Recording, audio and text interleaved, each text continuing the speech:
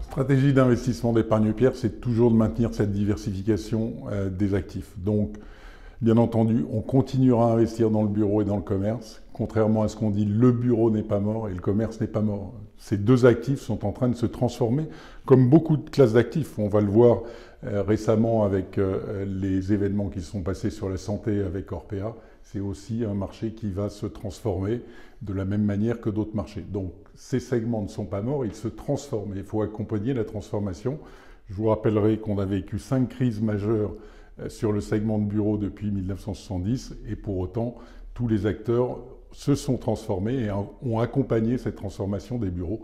Donc c'est un élément de plus, mais les gérants les plus anciens ont matière à transformer ce segment et à pouvoir renforcer leur position et à gérer ce segment d'actifs. Donc diversification, effectivement, le bureau, comme je le disais, il demeure intéressant. Pourquoi? Parce que le télétravail, effectivement, a des conséquences sur le bureau, mais on le voit bien, il a davantage de conséquences en Île-de-France qu'en région, où les transactions locatives ont été très soutenues en 2021. Donc il y a une vraie résilience en région des bureaux. Bien entendu, on a besoin, et on le voit, l'évolution des bureaux va vers la centralité. Deuxième segment, on pourrait en parler davantage, bien entendu, mais on va essayer d'être un peu plus simple. Sur les commerces, là aussi, le segment des commerces n'est pas mort, il se transforme. Alors, on est un peu plus sceptique sur les centres commerciaux, sur les retail parks, beaucoup plus optimiste, puisque ça a été un segment qui a été résistant pendant la crise. Pourquoi? Parce que on peut circuler facilement, on peut se garer facilement, on va dans l'enseigne de son choix, et pour les enseignes, c'est des loyers qui sont beaucoup moins chers, des charges beaucoup moins élevées. Donc ce marché a prouvé cette résilience. Et pour illustrer le propos, le taux d'occupation à travers notre patrimoine et plusieurs SCPI des retail parks est quasiment à 98%. Donc on voit bien cette résilience avec des locaux qui se sont vidés et qui ont été reloués rapidement si vous êtes à un prix de marché. Les commerces de centre-ville et pieds d'immeuble sont aussi résistants. Attention à faire la différence entre les axes touristiques majeurs. On va penser à Paris notamment et les grands axes touristiques où là, effectivement, on voit des commerces vides qui ont des difficultés à se relouer parce que les loyers sont trop chers.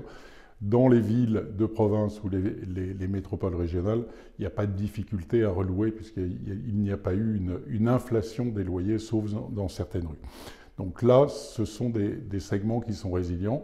Et bien entendu, on ne s'intéresse pas qu'au commerce et au bureau, on va s'intéresser à l'activité, essentiellement les parcs d'activité PME, PMI, qui peuvent loger des PME à partir de 300 mètres carrés avec 250 mètres carrés d'activité et le solde en bureau et qui correspondent effectivement à une demande. À côté de ça, on regarde la diversification sur des classes alternatives comme le camping, comme nous l'avions acquis en 2021 et tous les locaux consacrés à la santé et à l'éducation, puisqu'il y a un fort besoin en matière de locaux destinés à des écoles de formation ou à des écoles supérieures. Il y a un vrai besoin, et là, effectivement, nous investissons dans cette classe d'actifs. Ensuite, dans la stratégie d'investissement, il faut essayer de conserver un équilibre entre le neuf et l'ancien. Le neuf qui, effectivement, répond aux critères des nouvelles normes et aux besoins des utilisateurs, mais aussi de l'ancien qui va être bien situé, dans lequel on va faire des travaux éventuellement si l'actif le nécessite, ou au contraire, si l'actif ne le nécessite pas, on va le prendre et le conserver à un haut niveau de qualité. Diversification dans le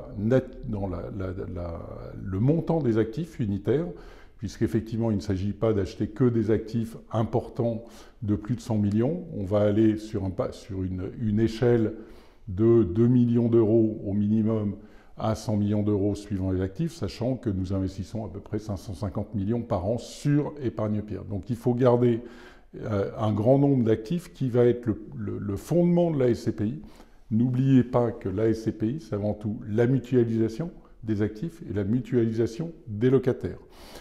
Plus vous avez de locataires, moins les locataires vont partir en même temps et donc vous œuvrez pour une moindre volatilité de la SCPI.